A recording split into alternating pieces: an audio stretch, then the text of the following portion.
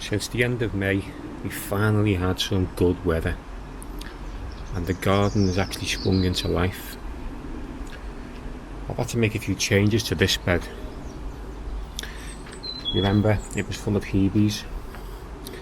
Now, 3 of them, or should I say 4 of them, have been fine. Got the Hebe Caledonia.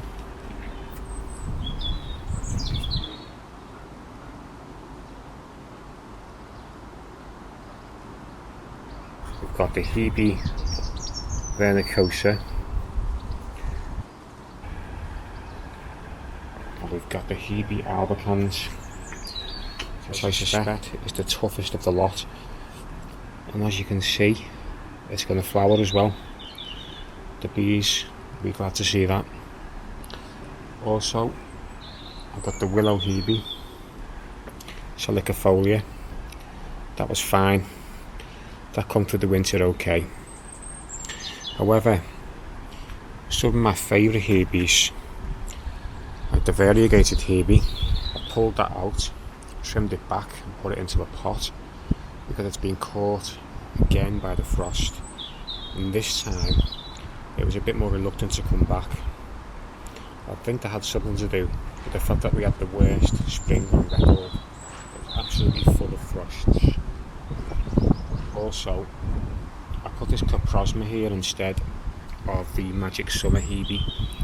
That was okay, but it was starting to get a bit leggy, so I've took my chances with that one and I've pruned it right back. I might even keep that one in a pot.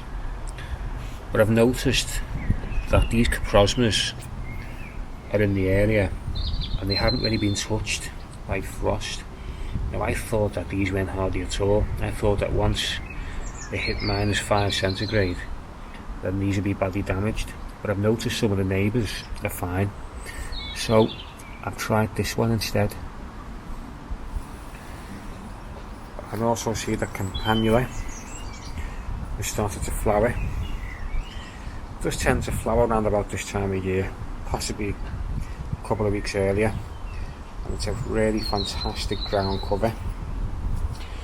And these poppies used to drive me crazy because they were everywhere in the garden, and the flowers are great, so I've just allowed them to grow this year wherever they want. As annoying as they can be, the way they spread everywhere, they are a great little perennial to have.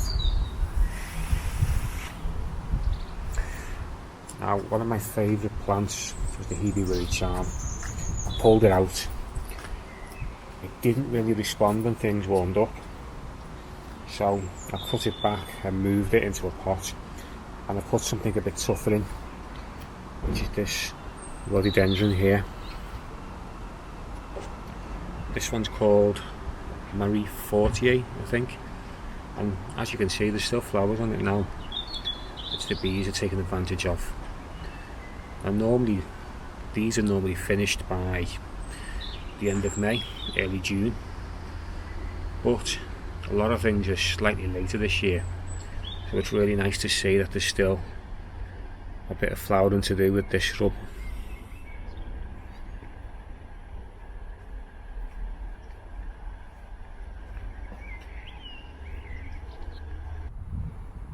Now, once again, this peach tree was caught by peach leaf curl. However, this time round, I'm delighted to say that it's actually got a decent amount of peaches on it, and it doesn't look as if they're going to drop either.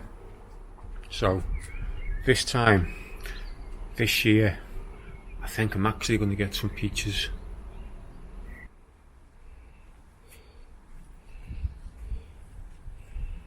The geranium Max Fry's looking good this year, and it's really starting to fill out now and do what I wanted it to do. It's really good as a ground cover. I'm pleased to see that this Salvia Patio Deep Blue has come out. I did fear that the frost might have caught this one out, but it looks as if it's done okay. It's a bit late to arrive, but hopefully later in the year we'll have some fantastic blue flowers. Also, I've got this baby acacia tree, the Obata. Now that's started to put on some growth, and I think these can grow quite quickly once they get going.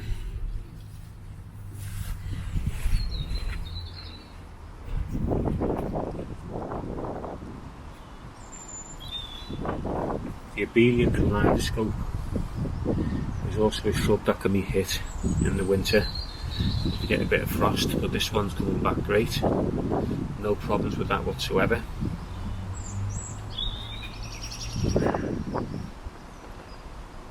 My dwarf Morello cherry tree. It's got a nice selection of cherries on there. And what's great about this tree is it will grow in shade. Very few fruit trees will thrive in shade, but this one does quite okay.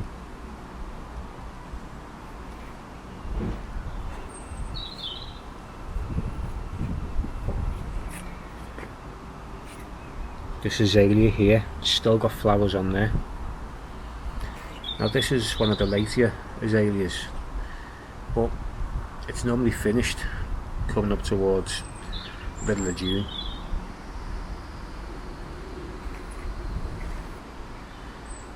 The catmint is doing what it always does and produce a fine display of flowers. What was interesting is this normally gets going in May and the bees are onto it straight away, but because it was so bad, the weather, I didn't see a single bee until maybe the beginning of June, but now it's absolutely packed with them. This Loropetalum normally flowers in March, but it didn't actually do that this year. It actually started flowering in June, which is a nice welcome bonus. This Nandina Obsession is looking great. It was touched quite badly by the frost, but it's really recovered now. And since we've had the warmer weather, it's really taken off. Now next to it, I have another one. Now this, for some reason, this one was hit a lot harder, even though it's right next to this other one. But as you can see, as soon as the weather picks up, it's taken off, and this is well on its way to recovering.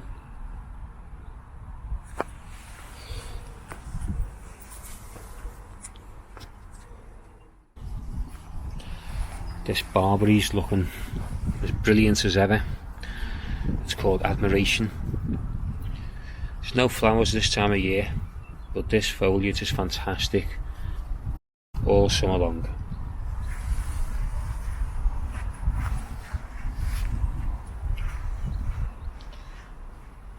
This has been really good this year. It's a light sneeze, Nana Peggy, I think it's called, and it's really put out some flowers, really done well. The Hebe Pascal, it was a dark purple colour, and it goes green when the weather picks up. But when we go back into winter again, it'll go back to the purple colour. Now this salvia hot lips is actually quite delayed, because by this time of year it'll be packed with flowers, but they've just started coming up now. But I think, give it a couple of weeks, this will be as full as ever. The salvia next to it, Viola Close, this one, it's a couple of weeks behind, but this is started to get going now, and the bees are taking advantage of it.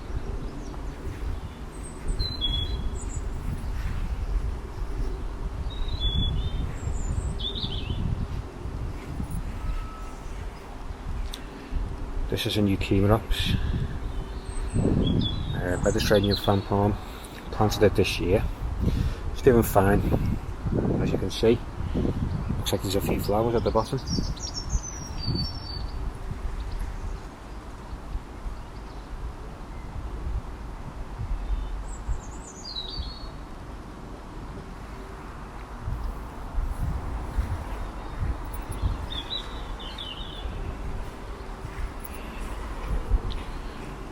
Another Barbary adoration. And I have a hibiscus plant here. I don't know what's going on with it. It's got yellow leaves, but to be fair, they were actually a lot more yellow like a few weeks ago. It's starting to green up. But come August, this will be flowering. One of the late flowering shrubs.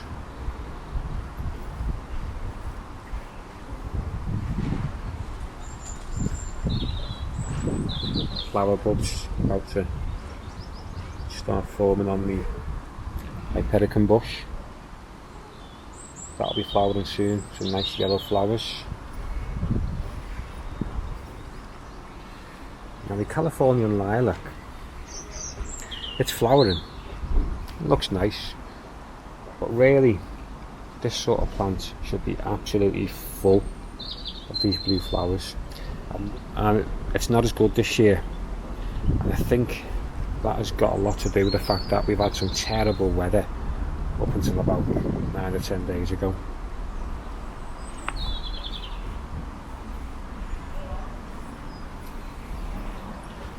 Planted this geum, totally tangerine. Wanted a bit of orange in the garden. Might take a while to settle down, but it's already producing these flowers, and from what I've been told, these flowers should last for the whole summer, as it doesn't set seed. We'll find out.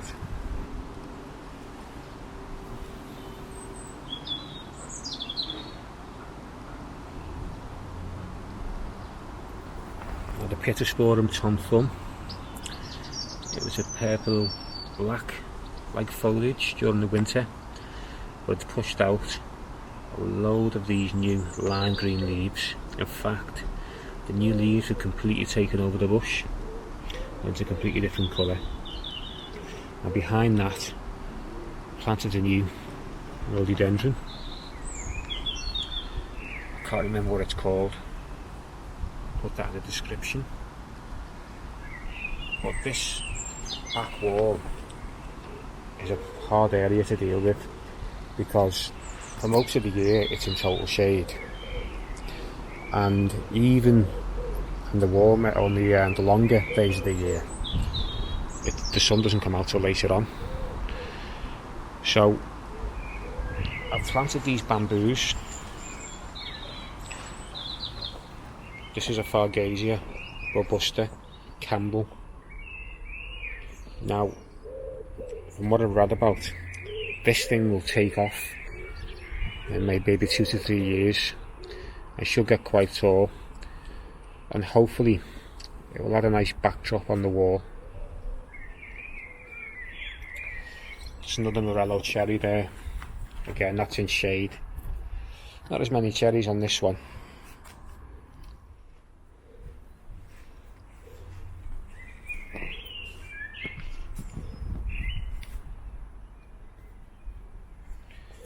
Now this Nandina Gulfstream is really started to put on some new growth. Look at the colour of these leaves. Fantastic colour for the garden. This Boothia has actually suffered this year. It hasn't really had any damage as such, other than these black spots that you can see on the leaves, but it hasn't really kicked off with growth. Now I think now that we've got the better temperatures, it should really start to grow now, and hopefully we'll get a couple of new fronds on the palm. Now that central frond was actually yellow a couple of months ago. Now I've read and I've seen that the reason why that happens is because the palm isn't getting the nutrients, because the soil is so rock hard and so cold. But now that things are starting to warm up, hopefully the Boothia will start to make a bit of recovery. However, the good news is it went through the winter without any significant damage.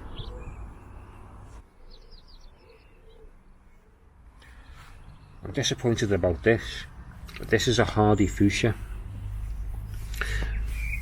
Now, as you can see, there's one tiny leaf on this, and we're talking beginning of June now, so this should really be putting out some new leaves, but I think it may have been damaged by the frost. I've actually took a bit of the soil back just to see if there's any life in it. I mean, it is alive, but it looks like it's suffered a bit of damage, which is very disappointing. We'll see how it gets on. We'll have to replace it if it doesn't really pick up. As you can see, other fuchsias in the garden have done fine. I mean, they are late. I'd say they're probably a month late, but they have started growing, so it makes me wonder whether that other one has been really damaged by the frost. They do say that you should plant these a bit deeper, so that although the top growth goes underneath, it'll just spring up when the weather gets warmer.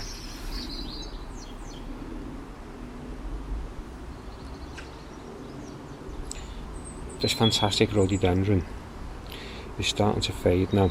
The flowers are starting to fade, but it did start flowering a bit later on, so we have the bonus that we've got these into June. Now, the azaleas and the rhododendrons, they haven't suffered as much as the other plants in terms of the amount of flowers, because they do like the cooler climates, but even these have been slightly later in the garden, just not as late as some of the other plants. Thanks for watching, and don't forget to subscribe.